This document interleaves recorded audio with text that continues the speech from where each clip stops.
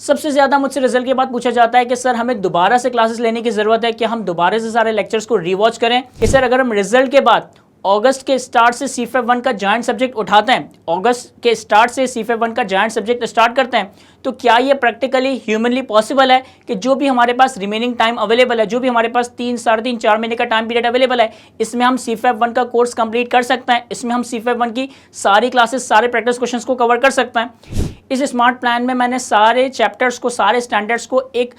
Efficient order के अंदर, एक क्रोनोलॉजिकल ऑर्डर के अंदर अरेंज किया है कि एज अ ट्यूटर मैं क्या समझता हूँ कि आपको इन स्टैंडर्ड्स को किस सीक्वेंस में कवर करना चाहिए, और ऐसा पॉसिबल है IQ स्कूल ऑफ फाइनेंस की इस स्मार्ट क्लासेस की वजह से। बिस्मिल्लाहिर्रहमानिर्रहीम, this is Murtaza Kaid and welcome to the post result guidance session of CFEP 1, that is advance accounting and financial reporting for the upcoming December 2024 attempt. सबसे पहले तो उन सारे स्टूडेंट्स को मुबारकबाद जिन्होंने रिसेंट जून 24 के अटैम्प्ट में CFEP और MSA के एग्जाम्स में अपेयर हुए थे और उन्होंने अपने पेपर्स क्लियर किए, स्पेसिफिकली जिन्होंने CFEP 1 अपना एग्ज़ाम क्लियर किया। आप लोगों का बहुत ज़्यादा मैं शुक्रगुजार हूँ और आप लोगों को मैं थैंक यू करना चाहता हूँ जो आप लोगों ने आउटस्टैंडिंग फीडबैक दिया IQ स्कूल ऑफ फाइनेंस की स्मार्ट क्लासेस के हवाले से, और आप लोगों की ही फीडबैक की वजह से हमारे पास इस दफ़ा एक मैसिव रिस्पॉन्स है इन दी CFEP and MSA smart classes of IQ school of finance. अब रिजल्ट के बाद जिन लोगों का CFEP या MSA का एग्जाम क्लियर ना हो सका, उनमें बहुत सारे स्टूडेंट्स की हमारे पास क्यूरीज है, और स्पेसिफिकली जो पोटेंशियल क्यूरीज है CFEP 1 के हवाले से, इन सारी क्यूरीज को हम आज के इस डिस्कशन में आंसर कर रहे होंगे। सबसे ज़्यादा मुझसे रिजल्ट के बाद पूछा जाता है कि सर हमें दोबारा से क्लासेस लेने की ज़रूरत है, कि हम दोबारा से सारे लेक्चर्स को रीवॉच करें, तो इस चीज़ को थोड़ा सा हम अपने जहन में क्लियर कर लें। देखिए, मैं स्टूडेंट्स को हमेशा कहता हूँ कि क्लासेस दोबारा लेनी है या नहीं लेनी, ये एक स्टूडेंट का डिसीजन है, और इसके लिए आप सिंपली अपने आप से ये सवाल पूछें कि क्या लास्ट अटैम्प्ट में आपने प्रॉपर क्लासेस ली थी, क्या लास्ट अटैम्प्ट में आपने प्रॉपर क्लासेस के साथ साथ proper class register, proper class की नोटिंग्स को मेंटेन किया था। If the answer is yes, आपने क्लासेस भी प्रॉपरली टाइमली कंप्लीट की थी और आपने proper class register, class notings maintain की थी, तो फिर मेरी एडवाइस ये होगी, मेरा मशवरा ये होगा कि आपको दोबारा से क्लासेस लेने की ज़रूरत नहीं है। आप सेल्फ रिवीजन से और सेल्फ प्रैक्टिस से इस सब्जेक्ट को ज़्यादा बेहतर तैयार कर सकते हो, इस सब्जेक्ट की ज़्यादा बेहतर रिवीजन कर सकते हो। हाँ, लेकिन अगर आपको लगता है कि आपने क्लासेस ही प्रॉपर्ली अटेंड नहीं की थी, एंड टाइम पे 2x और 3x की स्पीड पे क्लासेस कवर की थी, या फिर क्लासेस तो कवर की थी लेकिन लेक्चर्स की कोई नोटिंग्स वगैरह अपने पास मेंटेन नहीं की। अब जब आप लेक्चर्स को अपने पास रजिस्टर में या नोट्स में मेंटेन नहीं करते, तो बाज़ाहिर तो आपको लग रहा होता है कि आपने क्लासेस कंप्लीट कर ली और आपने कोर्स कंप्लीट कर लिया है, लेकिन एक्चुअली आप सही मानों में नॉलेज को, इन्फॉर्मेशन को उस तरह से एब्जॉर्ब नहीं कर रहे होते जिस तरह से एक CA फाइनल लेवल के स्टूडेंट से एक्सपेक्ट किया जाता है। सो अगर आपने प्रॉपर क्लासेस ली हैं, प्रॉपर क्लास की नोटिंग्स, रजिस्टर्स आपने मेंटेन किया है, आपको दोबारा से क्लासेस लेने की ज़रूरत नहीं है। आप खुद से सेल्फ रिवीजन और सेल्फ प्रैक्टिस करके सब्जेक्ट को और अच्छे से तैयार कर सकते हो। लेकिन अगर आपने क्लासेस ही प्रॉपर्ली कवर नहीं की, या फिर क्लासेस कवर की हैं लेकिन कोई रजिस्टर, कोई नोटिंग्स वगैरह मेंटेन नहीं की, तो फिर मेरी एडवाइस, मेरी रिकमेंडेशन ये होगी कि आपको दोबारा से सीरियसनेस के साथ इस सब्जेक्ट को स्टार्ट करना चाहिए। अब अगला सवाल यहाँ पर यह क्रिएट होता है कि सर अगर हम रिजल्ट के बाद अगस्त के स्टार्ट से CFEP 1 का जॉइंट सब्जेक्ट उठाते हैं, अगस्त के स्टार्ट से CFEP 1 का जॉइंट सब्जेक्ट स्टार्ट करते हैं, तो क्या ये प्रैक्टिकली ह्यूमनली पॉसिबल है कि जो भी हमारे पास रिमेनिंग टाइम अवेलेबल है, जो भी हमारे पास 3, साढ़े 3, 4 महीने का टाइम पीरियड अवेलेबल है, इसमें हम CFEP 1 का कोर्स कंप्लीट कर सकते हैं, इसमें हम CFEP 1 की सारी क्लासेस, सारे प्रैक्टिस क्वेश्चंस को कवर कर सकते हैं? द आंसर इज यस, और ऐसा पॉसिबल है IQ स्कूल ऑफ फाइनेंस की इस स्मार्ट क्लासेस की वजह से। जैसा कि आप सब जानते हैं कि स्मार्ट क्लासेस की बहुत सारी क्वालिटीज़ में से एक क्वालिटीज़ ये है कि ये बहुत ज़्यादा टाइम सेविंग है, ये बहुत ज़्यादा टाइम एफिशिएंट है। यहाँ पे क्लासेस में टीचर्स के आने जाने में कोई टाइम इनएफिशिएंसीज क्रिएट नहीं हो रही होती। क्लासेस में जो नमाज ब्रेक या और ब्रेक्स वगैरह लिए जाते हैं, सारी चीज़ों के टाइम वेस्टेज को हमने एलिमिनेट कर दिया। इवन के कॉन्सेप्ट्स को डिलीवर करते वक्त टीचर बोर्ड के ऊपर या नोट पैड के ऊपर लिख भी नहीं रहा होता, सारी चीज़ें स्मार्ट एनिमेटेड फॉर्म के अंदर स्क्रीन के ऊपर प्रेजेंट हो रही होती है। तो इन सारी चीज़ों की वजह से टाइम काफ़ी ज़्यादा सेव हो रहा होता है, और आप इस रिमेनिंग 3, साढ़े 3 महीने के अरसे में भी अपने CFEP 1 की सारी क्लासेस को कंप्लीट कर सकते हो with all the course coverage, with all the concept coverage and with the extensive practice. मैं कोई पिछले 7-8 साल से CFEP 1 का ये कोर्स कवर करवा रहा हूँ, और मैंने जितने भी पिछले 7-8 सालों के अंदर 16-17 बैचेस CFEP 1 के कंप्लीट करवाए, किसी भी बैच के अंदर मैंने इतने प्रैक्टिस क्वेश्चंस करवाना पहले पॉसिबल नहीं था जितनी एक्सटेंसिव प्रैक्टिस या जितने नंबर ऑफ प्रैक्टिस क्वेश्चंस हमने स्मार्ट क्लासेस में कवर किए। रीजन बीन कि जब आप लाइव या फिजिकल क्लासेस कंडक्ट करते हो तो आपके पास एक टाइम लिमिटेशन की बाउंड्री होती है कि आपको लिमिटेड टाइम के अंदर कोर्स भी कवर करना है, प्रैक्टिस भी करनी है। लेकिन जब हमने स्मार्ट क्लासेस को एक प्रॉपर इन्वायरमेंट में रिकॉर्ड किया तो हमारे पास कोई टाइम लिमिटेशन नहीं थी और हमने बहुत ज़्यादा कॉन्सेप्ट्स को डिटेल में कवर करवाया और एक्सटेंसिव प्रैक्टिस, एक्सटेंसिव पास पेपर के क्वेश्चंस वगैरह की प्रैक्टिस करवाई है। तो इन टोटलिटी अगर आप CFEP 1 का कोर्स देखें ना तो CFEP 1 के कोर्स का जो टोटल ड्यूरेशन है वो अराउंड 130 टू 140 आवर्स है। इस 130 टू 140 आवर्स में CFEP 1 के कंप्लीट कोर्स के कॉन्सेप्चुअल कवरेज है,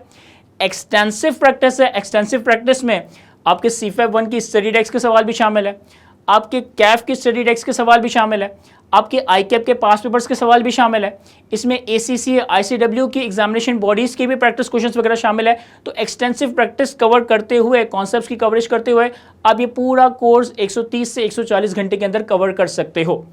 और अगर कोई स्टूडेंट ऐसा है जिसने ऑलरेडी जून 24 में CFEP 1 अटेम्प्ट किया था और वो दोबारा से दिसंबर 24 में CFEP 1 के पेपर में रीअपेयर होगा, तो हो सकता है कि उसको तो सारे टॉपिक्स दोबारा से लेने की जरूरत भी ना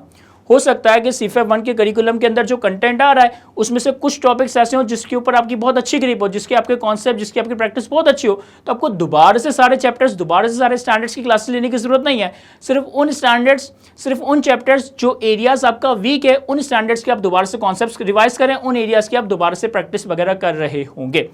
फॉर एग्जाम्पल कि अगर आपका IFRS 15 वीक है तो आप स्मार्ट क्लासेस की 15 टू 16 आवर्स की ड्यूरेशन के अंदर IFRS 15 को completely revise, completely cover, complete practice cover कर सकते हो।